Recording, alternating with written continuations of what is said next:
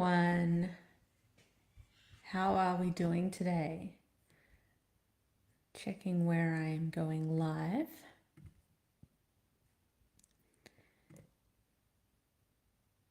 Hey everyone. Today is a very special day for me anyway, because today is mine and Jamie's wedding anniversary. We've been married for 13 years. And he's not a dog trainer, but he's definitely good with animals. Um, in fact, he's one of those people that's kind of annoying because animals just naturally love him, whereas I feel that I have to work for it. But today we're going to talk about pricing again, because this morning I was scrolling around and I saw a post in one of the dog trainers groups that I'm in for professionals, and the topic came up again, and it comes up a lot because people can feel really unsure of what to charge. But the way that the question was worded was about charging what you're worth. And so I was thinking, what does it even mean to charge what you're worth? How can you how can you put a price on what you are worth? And I think it's important to differentiate that it's not what you're worth as a person, it's what the results are worth that you're offering to people. And remembering that it is a very valuable service that you're offering and that you can change people's lives with training their dogs. If they're living with a stressful situation with their dogs, it can actually be a life changing step to get help with dog training. So let's talk about what it means to charge what you're worth. Well, my definition, if I was to put it into words, would be that charging what you're worth means that you are confident in your abilities and your results that you offer, and that your prices are worth it for your experience, your knowledge, your education, your skills, and the results. And it also, to me, means that you acknowledge that you deserve to be paid well for what you do, and you're able to make a comfortable living from it and a profit as well. Because so many dog trainers are really sort of chasing their tails and burning out and putting a lot of time and energy into the work that they do, but they're still struggling to make a profit or draw a comfortable wage from it. And let me know if you relate to that, if you feel like you're working really hard, but you're not really reaping the benefits so much, or don't feel like you're getting enough financial benefit to really justify the amount of maybe time or energy that you put in. And I always say that it's not just for your time, your energy is a big thing too, especially as you get older. The older that I get, the more valuable my energy is and what I spend it on too. But let's talk about some signs that you might not be charging enough. So, if you're constantly in a rush and feeling overwhelmed or burnt out, and I want to point out too that this doesn't necessarily mean that you're working 8 to 10 hours a day or more, 5, 6 days a week or 7 days a week. You could have a level that is too much for you and too many hours for you that isn't full-time hours, because all of us are different with how much that we can take on depending what else we've got going on in our lives and how many hours we are able to or want to work. So if you're feeling overwhelmed or burnt out, it doesn't necessarily come down to the amount of hours comparative to anyone else, but just the amount that is too much for you. Another sign that you're not charging enough is if people comment that you're too cheap, especially other trainers, and especially if you get results for a client and they comment that you're too cheap for what they got, or that they were surprised that you were so cheap when they contacted you. Another sign is if you're booked out, but you still don't have enough to cover all your expenses, both business and personal. So you should be able to comfortably cover your business expenses and also be able to pay yourself a wage. So if you can't afford to save money for business expenses or to invest back into your business, if there's an opportunity like an advertising opportunity or some education, and you never have any leftover money to go towards those sort of things that can improve and grow your business, then that's a sign that you maybe aren't charging enough, or maybe the flow of money or where you're putting it could need some adjustment. So if you can't afford to save money for your business expenses or invest in your business, or if you can't afford to draw a wage and pay yourself comfortably as well, that could be a sign that you're not paying enough.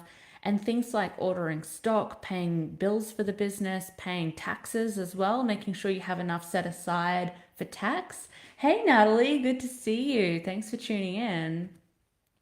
So if you don't have enough to pay your taxes at the end of the financial year, it's just been the end of financial year here in Australia. The end of our financial or tax year is June 30. So it's tax time now, time to organize paying our taxes.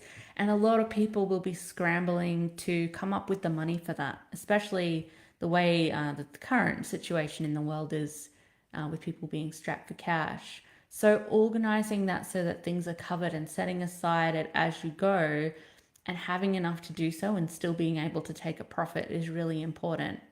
But when it comes to coming up with the number of what you charge people, pricing can be a really personal thing. And that's why there's such a big variation in pricing across the board in our industry, in dog training, and in many other industries, it's similar as well. So when you're trying to come up with what to charge and you're looking for that number, there's a few factors to take into consideration. First of all, it's got to feel comfortable for you. So there's no point in looking at someone else's numbers or what someone recommends that you could or should be charging in their opinion. If you feel so uncomfortable with that you can't ask for that figure when you're making a sale, then it's going to be very hard to make that work, because it's really important to be confident when you ask for the sale. And if you've got doubt in the number amount when you're giving that and trying to make that sale, that's going to come across and people will pick up on it, even subconsciously, and that can cost you the sale. And then what can happen is you will justify to yourself, oh, see, that is too much to charge. I can't charge that much money because everyone's saying no to it.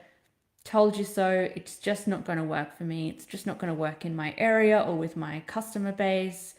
And you will have felt like you've proven that to yourself when really it's not the case. It's just that you need to be more confident in that number.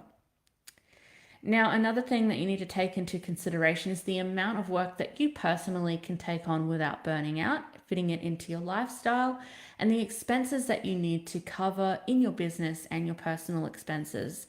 So you need to know how much you need to make and need to earn as your personal wage, how much your business needs to make to be able to pay that personal wage, and what you want to make as your take-home salary for the year. So you need to know that to be able to reverse engineer it and work it back to like an hourly amount. So I always refer to it as your base hourly amount. And as you know, I teach to sell programs or packages and bundle your services together.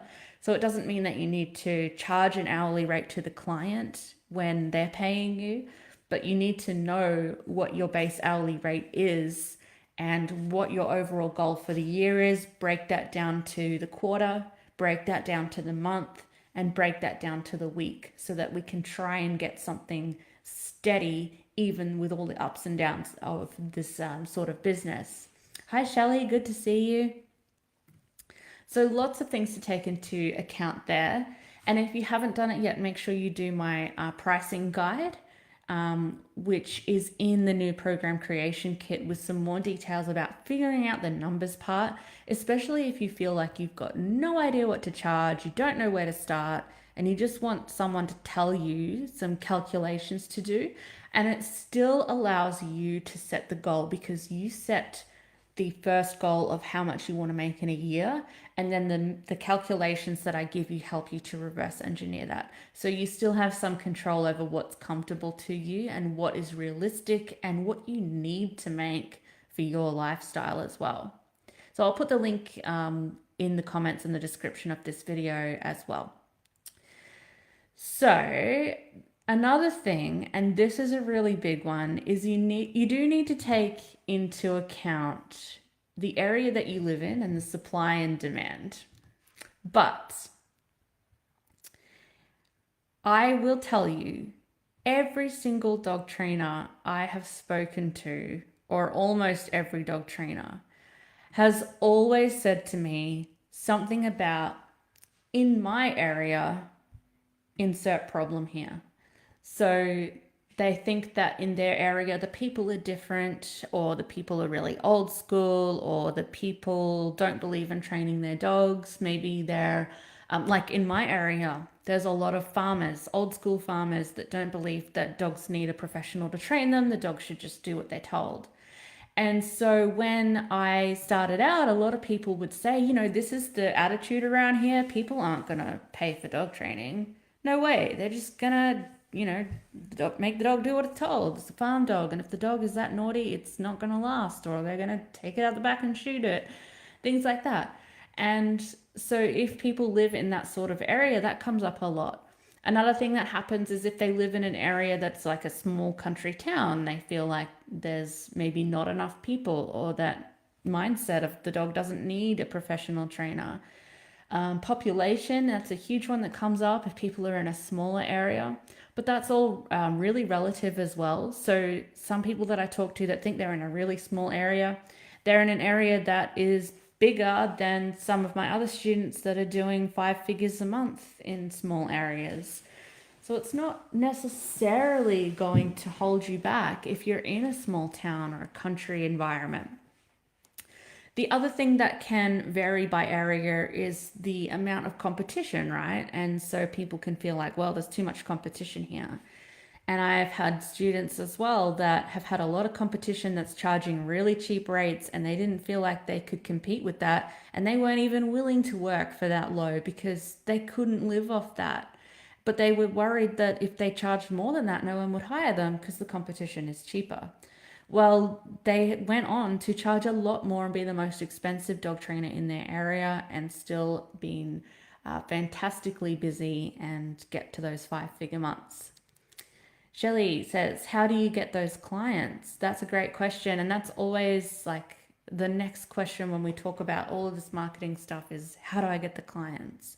And we will go into this in more depth in another live because it's a whole other topic.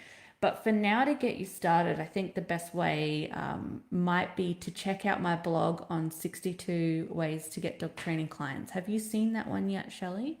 Because I'll put the link to that in the comments as well. I'll reply to your comment and put that in. Let me see if I can pull that up now. Let me know if you've seen it. And obviously I wrote this pre-COVID, so there's some things on there that you might have to adapt, or that you can't do, like things that you would do with like crowds of people, obviously, but there's 62 things on the list, so you should be able to get some ideas. And one thing too, I've put that in the reply to your comment now, Shelley. One thing too is the most important thing is to keep marketing and keep putting yourself out there as much as you can. Be visible. Even if it's mostly online, because everyone's online anyway. Now, the other thing, of course, that you need to take into account, back to pricing with setting your rates, is your experience level and the level of results, which does also depend on how you work with the person. So your people skills, how much time you've spent studying, how much time you've spent hands-on with dogs, the results you've got in the past. Obviously, as your knowledge and experience builds up, you get better and better at what you do as well. And this is something that I always say, okay, when you come to me and I'm going to help you with your marketing, I'm going to assume that you've got that part down pat. You can get results and train the dogs, because on this page and in my Dog Matters Pro content, we're all about the business and marketing side, but you will know if you can get results, and the results will speak to that and show you where you're at with that. And you can always adjust this. This is the other big thing with anything that you put into place in your business, is that the beauty of it is your business and nothing is set in stone. So if you set a price today and then you find that you don't feel comfortable quoting it because it's too high, or it's too low and you don't feel like you're getting enough compensation for what you're putting in, you can change it. You can set a price today and change it tomorrow. It's your business, and you should be designing your business and evolving your business to work for you in the way that you need it to support your goals, your specific situation, and your lifestyle. So I've got clients that are still raising their prices incrementally right now. I actually spoke to one of my students this morning who just raised her price a significant amount, and she said she had no difference in the number of conversions to bookings, and now she could never go back to what it was before because everyone is still saying yes to this much higher price. And she's like, well, I should have done this sooner. But if that hadn't worked, she could always quote lower if things dropped off and it wasn't working out. But she was willing to try it. And I always say to people, okay, if you know you need to raise your rates, but you're not feeling very confident about putting it up, and if people are going to say no, how about you quote everyone your higher price for 1 week or 3 days, whatever it is, or go until you get a yes and see how it feels, because you might find that when you go there and you deliver the results and do the training for the higher amount, you might feel like my client that I spoke to this morning that was like, well, I should have done this sooner, and I don't think I could do it for less now. And this is what I mean by how it feels to you and how that pricing sits with you and how it feels when you do the job for that price, and whether you think, okay, no, I still don't feel comfortable with it. I've got to go a bit lower, maybe find somewhere in between. Or, yes, this felt so much better. I feel like this is so much easier. I feel like I'm not going to burn out this way because I can see clients in a quality over quantity approach. The client seems really invested because they're putting in more and they're more invested financially. And you might see these things that totally change the way that you feel about it just from getting one or two yeses to the sale. So just because the economy isn't great right now and things are happening with all that, it doesn't mean that you need to lower your prices. I've still got many clients that are still gradually raising their prices.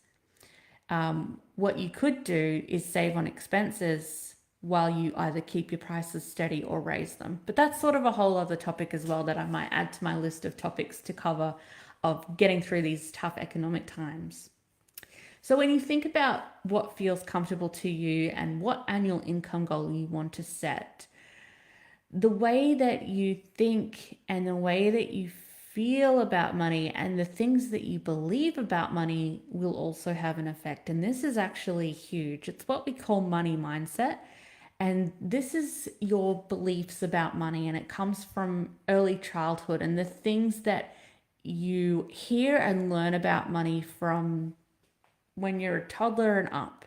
So things that you hear from your parents that sink in even subconsciously. So you might continually be hearing things like, money is the root of all evil, or money doesn't make you happy, or it's the simple things that make you happy and keeping a simple life, the bare necessities, money doesn't grow on trees, or greedy rich people.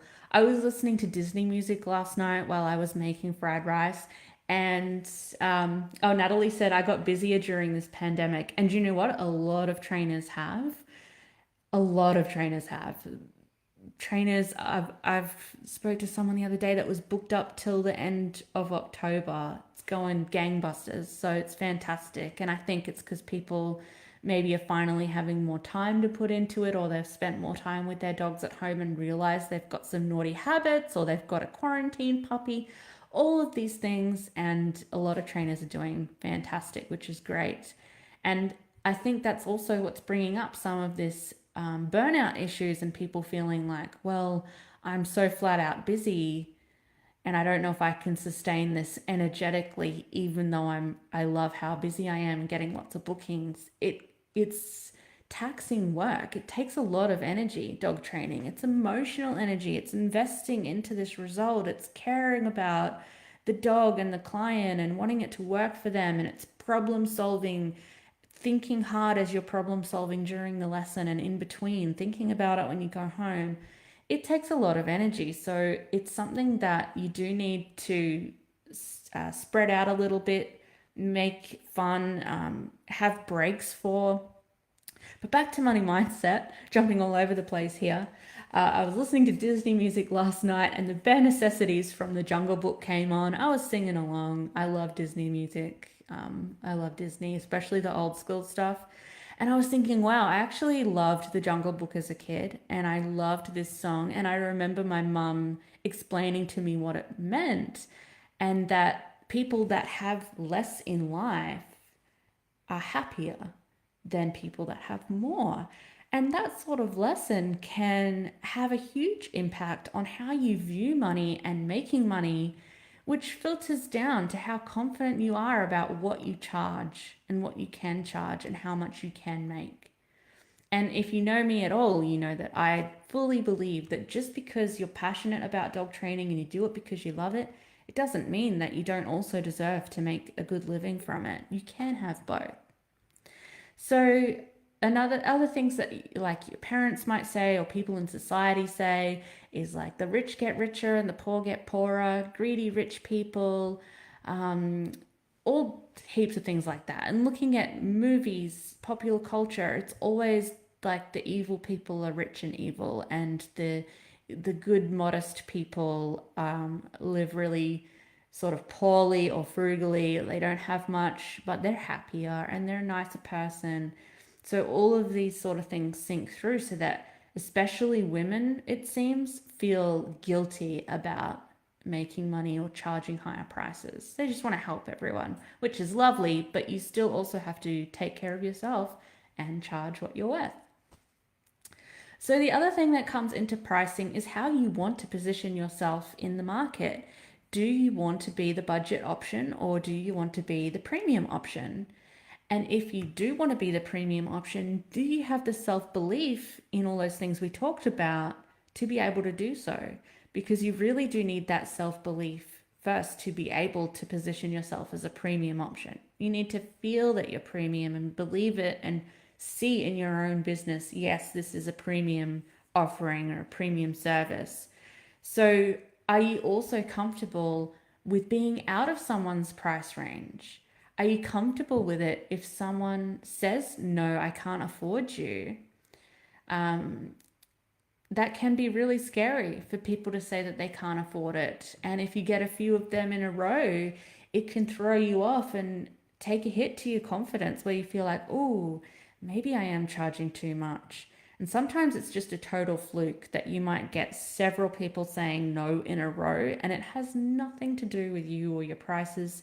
It's just a coincidence, but some people really take a hit, take it personally, whereas you have to be able to position yourself like the director, the CEO of your business, and that this is your prices and you're fully confident in that, and that you accept that you can get some no's, and that's just part of any business.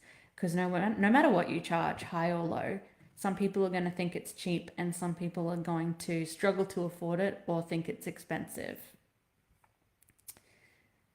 Shelley says, that happened to me. What happened? Like you got a hit to your confidence, or was it something that I said earlier? So if you are wanting to position yourself as a premium service and demand higher prices as well, have a look at each little piece of your business and whether your branding is consistent with that. So go through your business with a fine-tooth comb, just one thing at a time. Don't feel like you have to do this all at once either. Like I know I'm talking about a lot of things and you might be getting lots of ideas sometimes, but don't fall into the trap of being overwhelmed because you feel like you've got to do it all at once. Just one thing at a time. So things like, all right, if you want to be a premium dog training brand, how does your logo look? Does it look premium or does it look budget? What about even the name of your business? What do people see when they go to your social media or to your website? Does it feel premium when they're looking through? Is there a lot of broken links or do things work smoothly? Does it just feel like they're getting this top-notch service?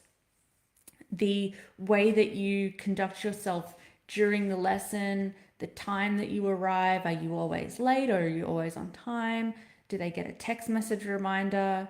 The materials that you show them in any written information, is it on nice paper or is it printed out at home? Is it laminated? So I do up my program brochures on Canva so they look really nice, and then I laminate them so it's not just plain paper, or I'll get them printed at a printing place on gloss paper so it's like a really professional feel of brochure, and the look of it is nice as well. Have someone look over it to see what they think about it and ask them, how does it feel? What sort of business does this feel like to you as you look at this material? What else is there that you can look at and sort of audit in your business? What about your email address and the URL for your website? Are you just using a Gmail address? Are you using an email address that you had back in the 90s or the noughties? It's like, I don't know, Lizzie69 or hot stuff at Hotmail. Like, you don't want that sort of thing to represent your business if you're trying to go for that premium professional feel. You want your name or info or hello or support at, and then you want your domain name, which is your business name and easy to remember and read. Shelley says, a couple of people told me my prices were too high. One person sent me websites of others in the area that were somewhat lower than my prices. That's a great experience, and that is all to do with that person and nothing to do with what you or how you should run your business. If that's your price, that's your price. And if someone sent that to me, I'd be like, okay, if you want to go, if that fits more your budget, it looks like that would be the better option for you. Like, why bother showing you that someone else is cheaper? They're obviously either expecting to negotiate or something like that, which you don't have to do. My price is my price. I don't bargain on that either. What else can we look at? Even like the font and the colors and the layout on or all of your social media and your websites. How does that come across? Is it easy to read? The colors, is it in like Comic Sans font? Is it consistent across the board of the fonts and colors? Are the pictures up to date? Are they professional looking images? Are they stock photos, or do you have some that you have had taken? Is there spelling mistakes? Is it easy to find how to book with you, how to give you money? If you meet people in the park, where do you meet them? How does that feel for them? Or do you go to their home, and how do you show up there? So one thing at a time, you can look at things that you can improve about your business. And one way you could go about it is make a big list, go through one thing at a time, see how you can make it into that premium service if that's what you want to be. And then each time you do that, maybe raise your price like $5 to reflect the change, just a little at a time, especially if you just don't feel 100% confident or secure yet to raise your rates or have that big jump. So it's perfectly fine to do this gradually. So I recommend, if you've been thinking about raising your rates, or there's been one of those indicators that you're maybe on the cheaper side and you want to try raising it, but you're feeling a bit scared about it, set a goal and then raise incrementally. So maybe eventually you want to be $100 more for a session than what you are now, but that's just way too big of a scary jump and feels like too much of a change. Okay, so maybe on the next client, you quote them just $5 or $10 more, see how it goes, see how it feels, and just keep doing that a little at a time until you reach your goal. And each time that you raise it a small amount, quote a few people, get a few yeses, do it at the new rate, see how it all feels until you're 100% confident with it, and then do it again. I hope these tips today have helped you. That's all I've got for today, but I'm happy to continue the discussion in the comments sections. And I'm going to, or I already have popped a link to the Dog Trainers program creation kit in the comments. It's only $37 and you get all of these swipe files. You get swipe files of sales script example for selling your biggest programs, including handling any client objections. You get a swipe file of inclusion ideas that you can include in a program. You get a swipe file of different program descriptions that you can use. You can tweak this stuff to suit you. You can just use it for inspiration, or you can steal the whole lot and copy and paste it. And there's some swipe files of program example templates of different programs, inclusions, different sizes of programs and what might be in them. And again, you can tweak all of that for your own business. There's also little video lessons and a breakdown of what it takes to reach $100,000 a year as a solo dog trainer. So even if you're on your own, or if you've got a bigger operation or you've got bigger goals than that, you can use the same reverse engineering calculations to figure out exactly how many clients you need and what you're going to need to do and adjust to reach your goal. And 100,000 is a great goal if you haven't met that already, and we break it all down for you in there. It's like a full mini course for just $37. So jump on that, check it out. I will see you guys in the next video. If you have any questions or comments based on what we chatted about today or anything else about marketing a dog training business, let me know in the chat. I'll see you there, and I'll see you next time. Have a great day. Bye.